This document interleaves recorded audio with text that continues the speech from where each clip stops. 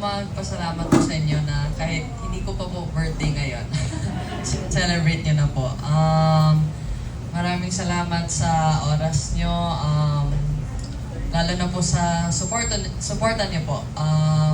Sana nandyan pa rin po kayo. Yun, manalo matalo.